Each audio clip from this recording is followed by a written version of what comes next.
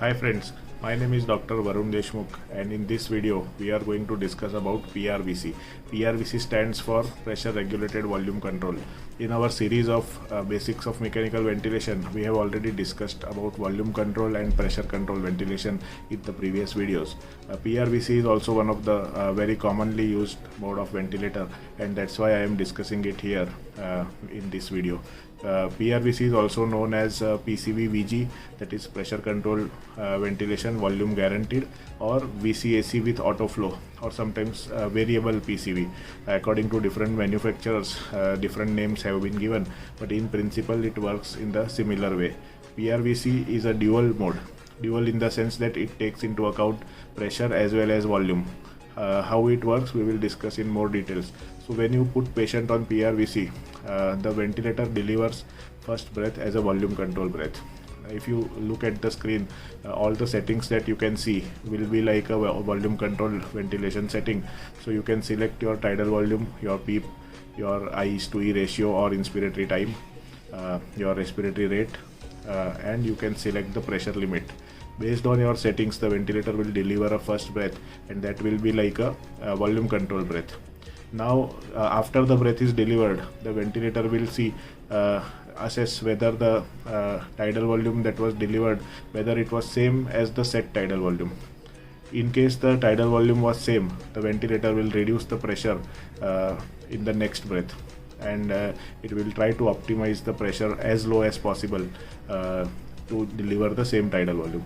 Suppose the tidal volume deliver was less, then the ventilator will increase the pressure to deliver your set tidal volume. The ventilator will increase or decrease the pressure on breath to breath basis, and this pressure will be in the rise or fall of up to 3 centimeters of water in each breath. So it will gradually build up or go down on the pressure to give you the set tidal volume. So in a way, it will help you reduce your peak inspiratory pressure. And if you look at the waveform will look like a pressure control waveform. The pressure waveform will look like a pressure control waveform. The flow will be decelerating flow because the pressure is fixed. So the flow will also look like a pressure control waveform, and volume will look same in any of the modes. So if you look at the settings that you do, you will be doing settings like a volume control. But if you see the screen and mode name is not shown, probably you will get confused and you will think that it is a pressure control ventilation. So it tries to give you advantage of both the worlds. So this is a dual mode.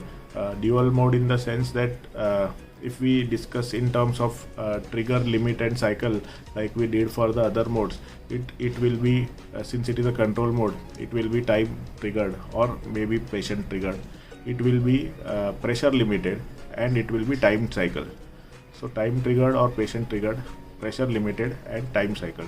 So it takes into account both the things of pressure and volume, and gives you the breaths in the most efficient way. Suppose when the pressures are high and you have a pressure limit as you have in a volume control mode. So for example, your pressure limit is 40, and suppose the pressures to deliver your tidal volume are gradually increased up to 35, that is 5 centimeter less than the pressure limit. In this case, the ventilator will stop giving further higher pressures, and the tidal volume will be restricted. In the screen you will see the alarm, regulation pressure limited, and if the low tidal volume breaths are delivered for a few seconds, then the minute ventilation will also be compromised. So you may get a low minute ventilation alarm as well. So this is something you should know about. So looking at the description and the basics, you will feel that probably this is the best mode, and this can be applicable to all the patients, and it is like set it and forget it sort of a mode. But unfortunately that's not the case. You need to remember in certain situations where you cannot use PRVC mode. So we will discuss those situations. First situation is asthma and COPD patients. These patients have high airway pressures because of bronchospasm. It may be reversible or irreversible. So in these patients, when you have a set pressure limit, for example 40 by default, the ventilator on PRVC may not be able to deliver the set tidal volume because the pressure limit will reach.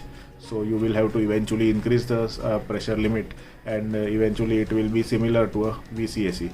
At the same time, in these patients you would like to have a longer expiration time, and since the pressure is lowest possible, this will take toll on the inspiration time and expiration time ratio, and your I/E ratio will not be as per your liking, and the E time or expiration time will not be as long as you would like in a typical asthma or COPD ventilation.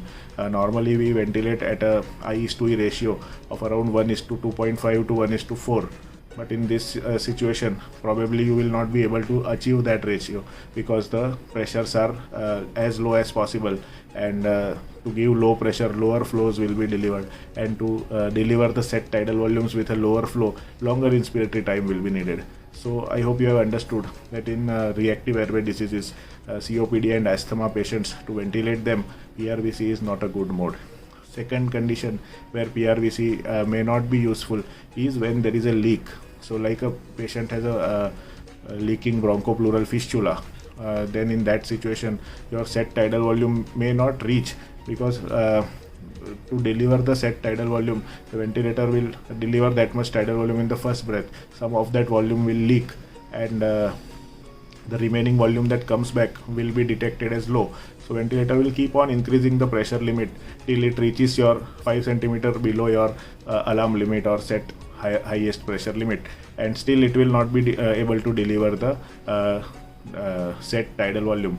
So it will keep on giving you alarms. So when there is a air leak like in a bronchopleural fistula, probably the best mode to use will be pressure control mode.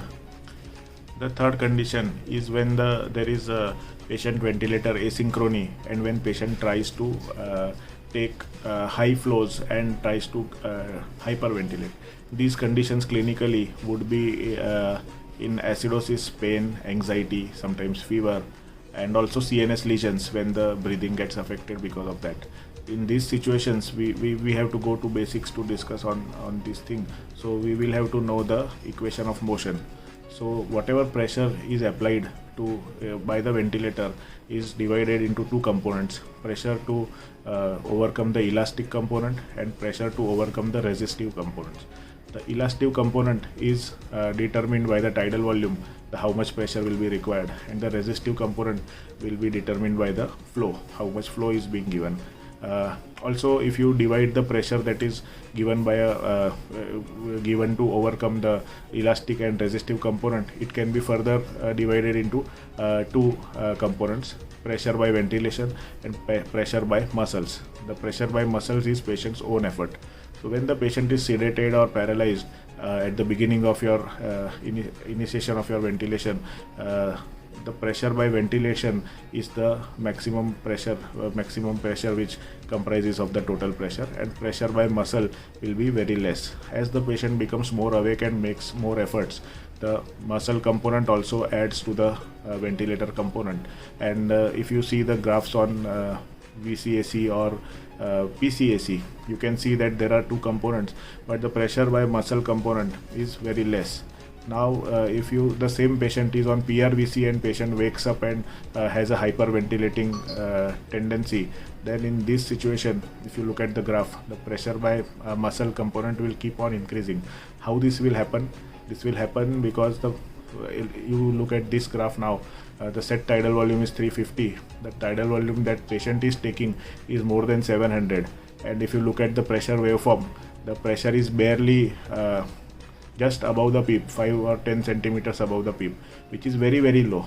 Normally your pressure, peak inspiratory pressure, would be around 20, 25 like that. Here the pressure is very low and there are negative dips. So why is this happening? This is happening because patient is taking extra breaths, high tidal volume. Because it is PRVC or PCV-VG, the ventilator is getting a feedback that adequate tidal volume is being delivered, rather more than adequate tidal volume is being delivered. So it is trying to lower the pressure further. So within 2-3 breaths, when such breaths happen, the tidal volume will be higher and the inspiratory pressure will keep on going low and low, and eventually this sort of waveform will come. The problem with this sort of waveform is that the ventilator is giving very little pressure, which results in very less flow. but patient is taking very high effort and generating 700 ml of tidal volume as in this example.